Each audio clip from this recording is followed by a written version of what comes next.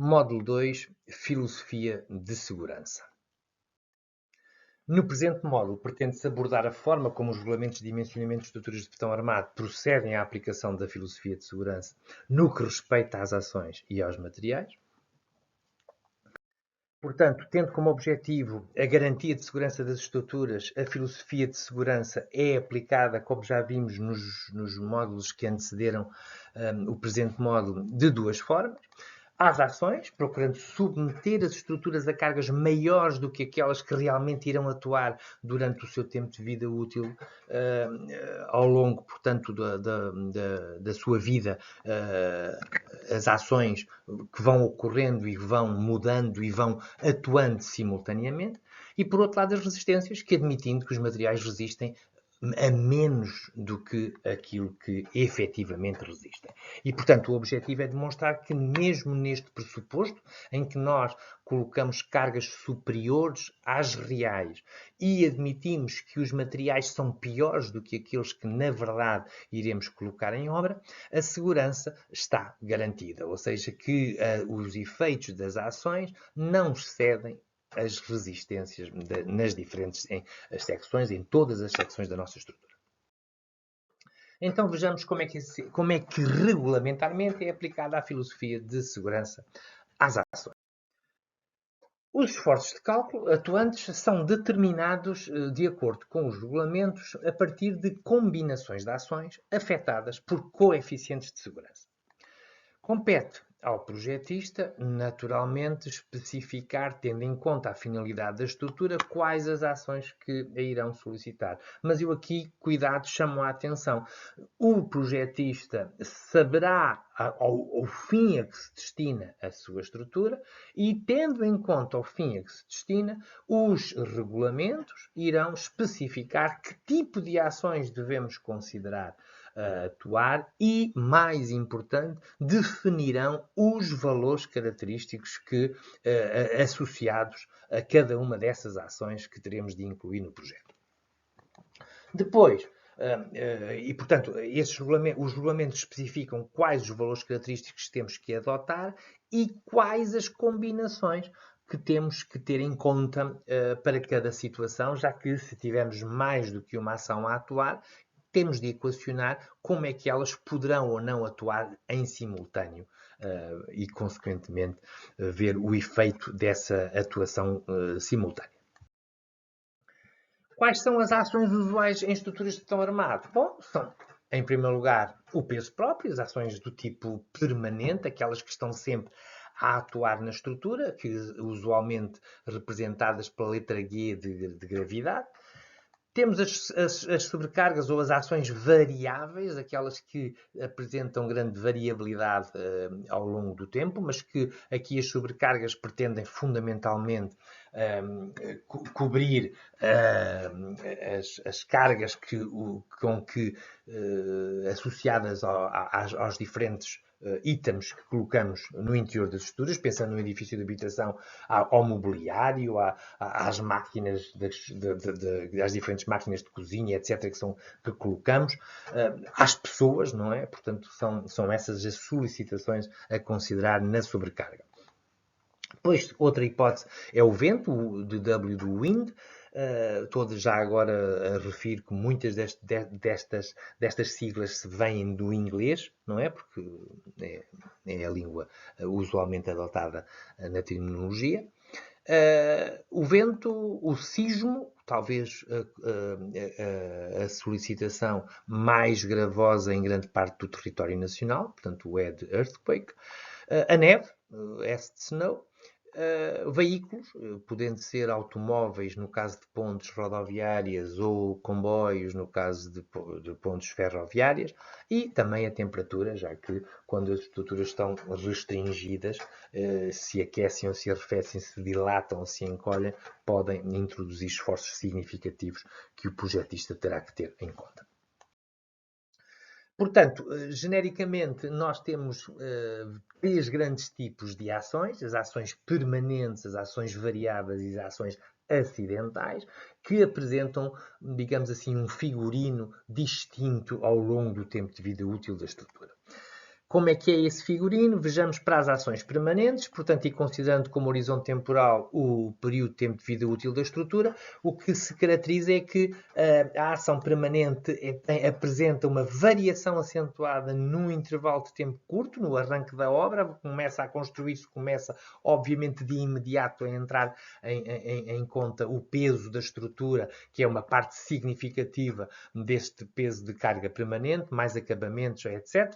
E, portanto, este é um valor que rapidamente se alcança um valor estável e que depois apresenta uma pequena variabilidade em grande parte do tempo de vida útil da estrutura e, portanto, o seu valor característico é especificado pelo Eurocódigo 1, quer para esta, quer como para as outras ações. Depois temos as sobrecargas. As sobrecargas são as ações variáveis. As ações variáveis apresentam uma grande variabilidade, como o nome indica, ao longo do tempo. O seu valor característico é um valor com pequena probabilidade de ser excedido no tempo de vida útil da estrutura e os seus valores são também eles definidos pelo Eurocódigo. Finalmente, temos as ações acidentais e refiro também o sismo, já que o sismo é praticamente uma ação acidental, só não o é porque apresenta um período de retorno significativo, o que faz com que o tenhamos de considerar sempre nas nossas estruturas. E, portanto, é uma ação que se caracteriza pela possibilidade de ocorrência de uma vez ou duas no tempo de vida útil da estrutura e que, quando ocorre com o seu valor característico extremo. E, portanto, tem uma probabilidade não desprezável de ocorrência no tempo de vida útil da estrutura e o valor característico é o valor estimado para a ocorrência, sendo naturalmente também ele definido pelo Eurocódigo. Especificadas as ações e determinados os seus valores característicos, como é que é aplicada a filosofia de segurança? Bom, é aplicada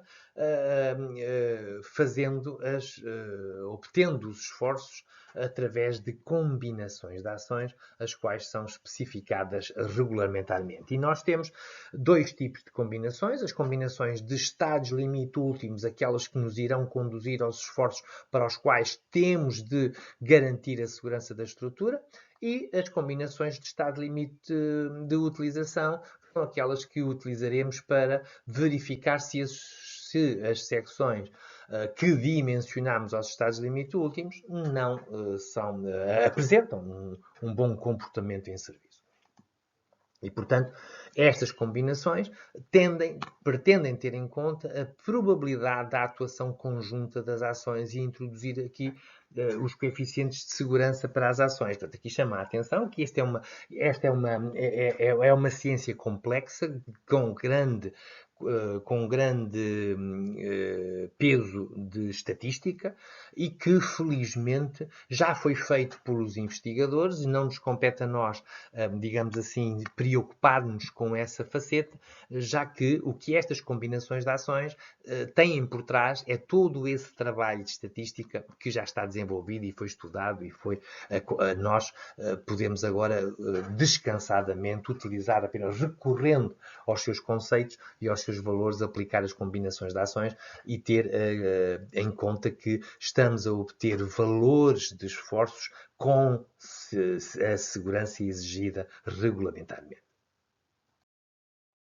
A lógica associada às combinações de ações é pressupor que quando uma ação atua no seu valor máximo, e essa ação nós dizemos, vamos ter sempre que escolher uma das ações variáveis como a ação de base, aquela que nós dizemos, bom, quando esta estiver a atuar no seu valor máximo, aí vamos utilizá-la com o seu valor característico majorado. As restantes ações terão ou apresentarão um valor reduzido, sendo apenas afetadas por um coeficiente de combinação, um psi, que estatisticamente pretende dizer-nos que quando a ação de base está a atuar no máximo, não é natural, não é provável que as restantes também estejam a atuar no seu máximo. E, portanto, Considera-se pouco provável, por exemplo, que quando da ocorrência de um sismo estejam também em simultâneo a ocorrer ventos fortes, a se cair um nevão, etc. Portanto, faz pouco sentido, estatisticamente falando, esse tipo de situação. Assim, o Eurocódigo estabelece as seguintes combinações de ações para os estados limite últimos, tendo por base o tipo de solicitações que estejam a atuar a estrutura e, portanto, sempre com o princípio de alcançar os maiores esforços de dimensionamento. Ponto número 1. Para as ações variáveis, são estabelecidas tantas combinações fundamentais quantas as ações variáveis. A carga permanente atua sempre e, como tal, não tem uma combinação específica. Ela participa em todas as combinações de ações, sendo o valor característico da carga permanente multiplicado pelo coeficiente de segurança da carga permanente, aqui representado por γ. E os valores das ações variáveis são considerados com os seus valores característicos para cada ação variável de base, aquela que nós pressupomos a atuar no máximo da solicitação, e como não é provável estarem todas as ações variáveis a atuar no seu máximo, as restantes são multiplicadas por um coeficiente de combinação psi-zeros.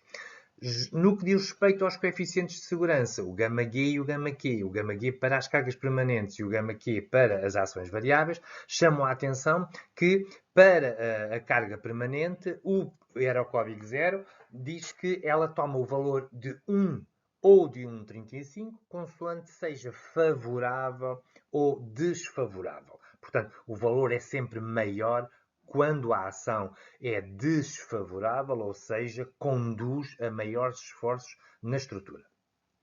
Quando ela é favorável, ou seja, diminuiria os esforços, então deveríamos considerar com γg igual a 1. Para as ações variáveis, o que o Eurocódigo 0 preconiza é que o coeficiente de combinação deve ser 1,5 quando a ação agrava, a atuação da ação agrava os esforços na estrutura, e deve ser de 0, ou seja, não devemos colocar a ação a atuar num determinado vão se ela contribuir para a diminuição dos esforços que estejamos a querer calcular. Depois temos a ação sísmica. O sismo é uma ação variável, digamos assim, mas que com uma grande probabilidade de ocorrência no tempo de vida útil da estrutura. O Eurocódigo estabelece uma combinação específica para o sismo, em que se considera a carga permanente com o seu valor característico, a ação do sismo com o seu valor característico majorada pelo coeficiente de 1,5 e as restantes ações variáveis a atuar na estrutura multiplicadas pelo coeficiente quase permanente de ações.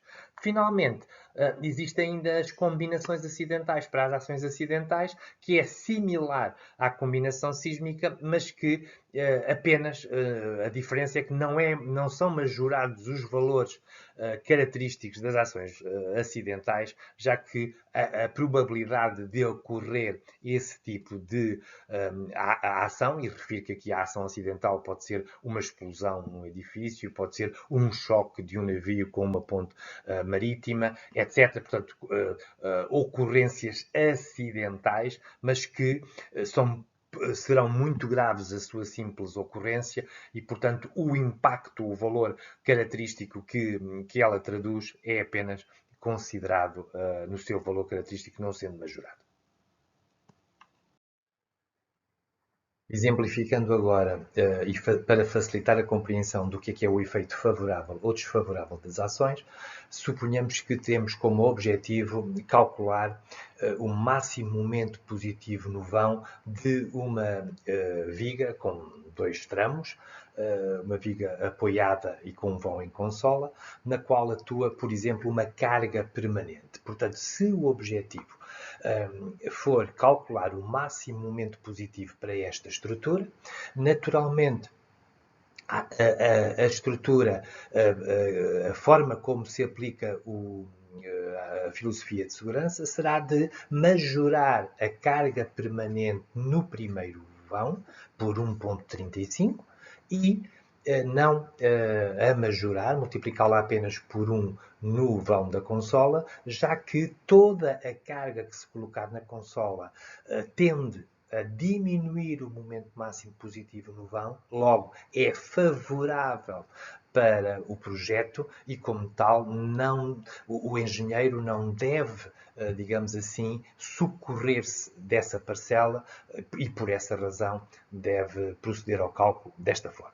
Já no que diz respeito à sobrecarga, portanto, se a sobrecarga também for uma carga distribuída que pode atuar em qualquer ponto da laje e se o objetivo for calcular o máximo momento positivo no vão, cá está, cargas a atuar no primeiro tramo, pois naturalmente contribuem para o máximo momento positivo e, consequentemente, a sobrecarga deve ser majorada por 1,5. A sobrecarga a atuar na consola é favorável, ou seja, diminui o momento positivo no vão e, como tal, não deve ser considerada a atuar na consola e, portanto, esta seria a situação de carga a considerar em projeto que se deveria atender nesta situação.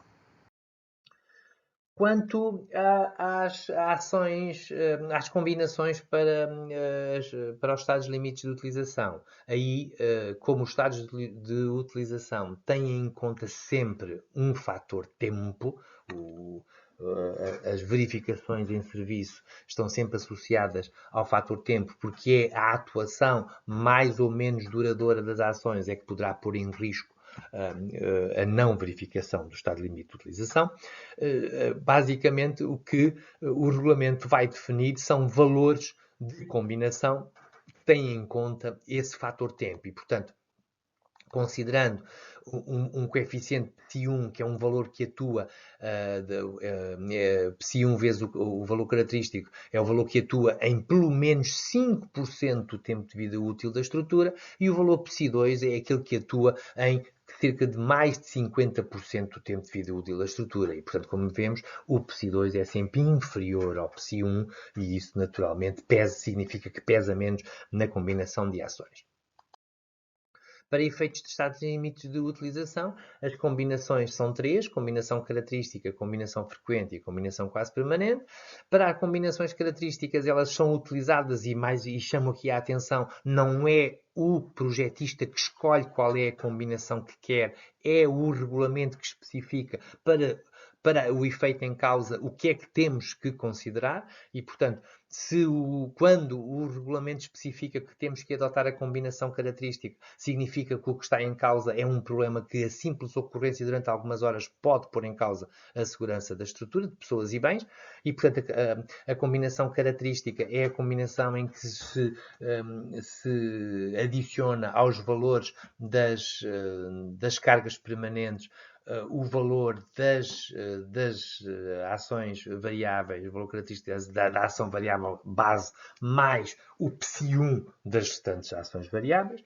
Para as combinações frequentes, que são aquelas que significam que o problema é grave se atuar durante 5% do tempo de vida útil da estrutura, e aí vamos adicionar o valor das cargas permanentes ao valor psi1 da sobrecarga de base mais psi2 das restantes e finalmente as combinações quase permanentes são aquelas que atuam em mais de 50% de tempo de vida útil da estrutura e, consequentemente, para além das cargas permanentes, adicionamos apenas os valores quase permanentes das restantes ações variáveis.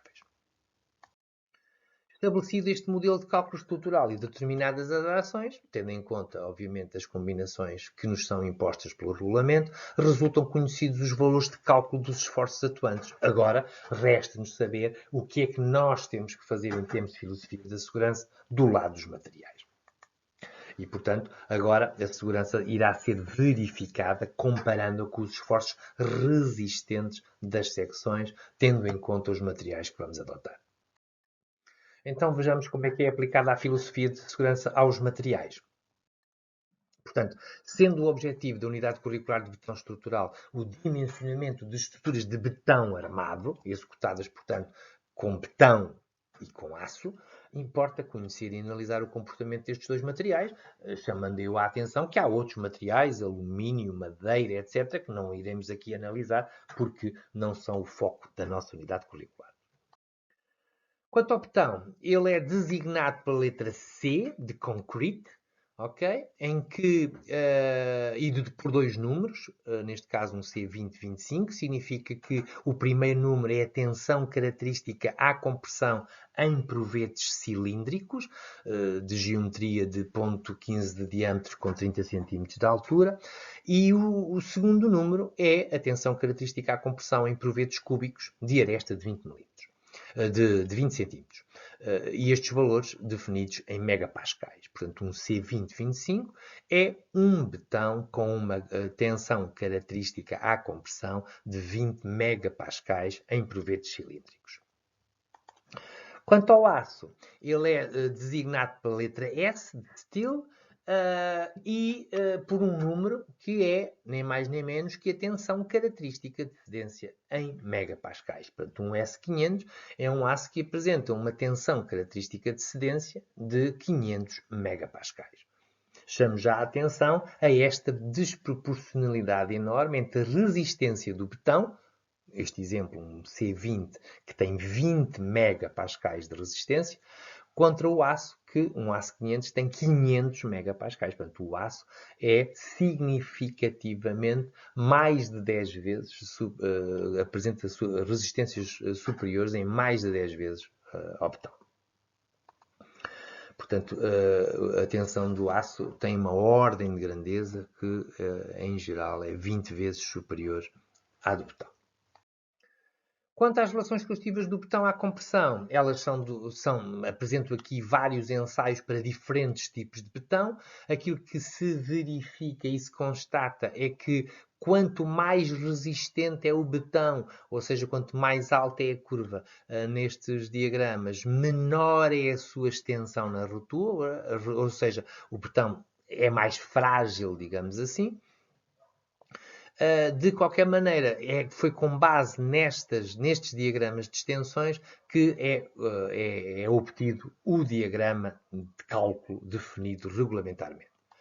E esse diagrama de cálculo consiste numa relação constitutiva definida por um valor máximo de FCD, o valor, ou seja, F de tensão máxima, C de concrete, D de design, portanto, tensão de cálculo à compressão no betão, que é obtida pelo coeficiente, pela tensão característica, o FCK, dividido pelo coeficiente de segurança dos materiais, que neste caso para o betão é de 1,5. E, portanto, o valor de cálculo é igual ao valor de característica dividido por 1,5, sendo o diagrama para efeitos de dimensionamento considerado com duas características. Primeiro, tem uma parte parábola à qual se segue um patamar constante e igual a FCD, e a outra grande característica é que o betão não resiste à tração. E é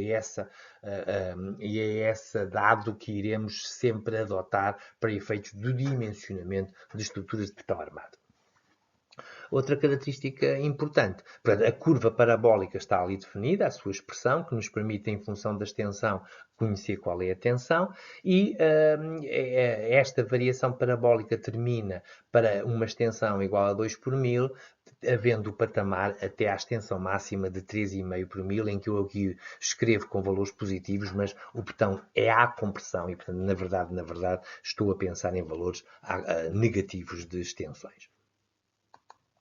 Portanto, o coeficiente de segurança do betão é estabelecido pelo Eurocódigo 2 e é definido como sendo 1,5 para o betão.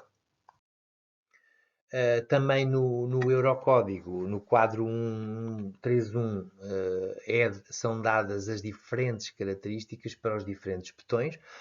Portanto, um betão com um FCK, por exemplo, de 20, tem, em provetos cilíndricos, tem um FCK de 30 em provetes cúbicos, e depois temos aqui uma parafernália de outros parâmetros para cada tipo de betão. E, portanto, os betões são definidos pelos dois pares de números das duas primeiras linhas, portanto, um C1215, um C1620, um C2520, etc. E as respectivas características de extensões máximas e modos de elasticidade, etc., são definidas por esta tabela do Eurocódigo 2, que continua nesta segunda parte.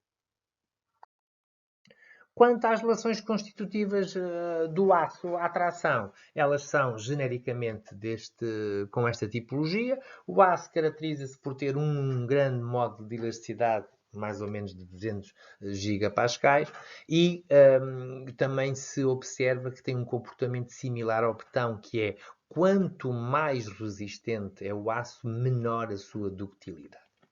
Ou seja, a extensão na ruptura diminui. No entanto, o aço caracteriza-se por ser um material dúctil que apresenta grandes deformações antes de romper. E, portanto, a relação constitutiva do aço é, para efeitos de cálculo, que o regulamento adota é esta, ou seja, um comportamento linear até à cedência, até se atingir o valor de FSYD, F, tensão de cálculo, cá está, S de steel, Y de yielding, cedência, e D de design. E, portanto, a tensão de cedência de cálculo não é mais do que a obtida a partir da tensão característica de cedência dividido com o coeficiente de segurança, que no caso do aço já não é 1.5, mas sim é 1.15. Porquê? Porque o aço é um material com uma muito maior fiabilidade que o betão. E, portanto, chama mais uma vez a atenção que o coeficiente de segurança do aço é definido no parágrafo 2424 do Eurocódigo 2. Especificados os valores de cálculo dos materiais e, portanto, estabelecidos os valores inferiores aos efetivamente resistidos pelos materiais e determinados os esforços resistentes de cálculo das diferentes secções da estrutura, a segurança estará verificada se, adotando, portanto, estas leis constitutivas que eu acabei de apresentar, se os esforços resistentes forem superiores aos atuantes. No presente módulo, portanto, abordou-se a forma como os regulamentos de dimensionamento de estruturas de betão armado procedem à aplicação da filosofia de segurança no que respeita às ações e aos materiais.